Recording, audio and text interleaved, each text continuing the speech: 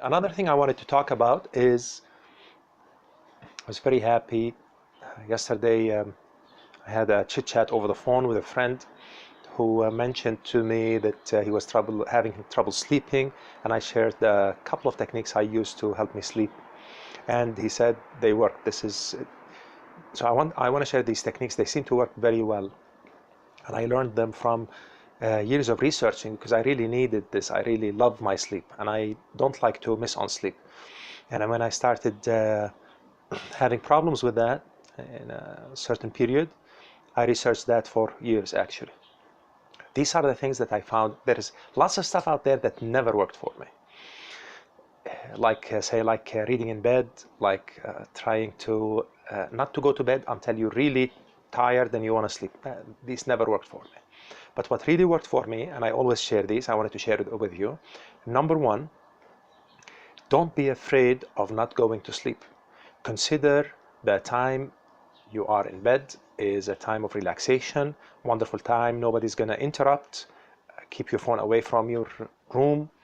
Turn it to silent. Don't look at the phone. Don't feel like everybody's coming asking you for stuff. You know, it's a good time to relax. So that on its own is enough. So what I'm saying, consider that even if this is what I say to myself, even if I don't sleep, at least I'm relaxing my body. That's good enough. If I need to sleep, I sleep. If I don't sleep, that's okay too. This way you take away the burden and the pressure of trying to sleep, and that will prevent you actually from sleeping. The other thing that I used, and it really worked for me, is that if there is something on my mind, I think a lot. What you can do is to try to let the thoughts pass, don't let them linger. And so if an idea comes to mind or a thought, oh, I have to do this, say, okay, maybe I do. Or I have to solve this problem, maybe I do, but not now. I'm going to solve it in the morning.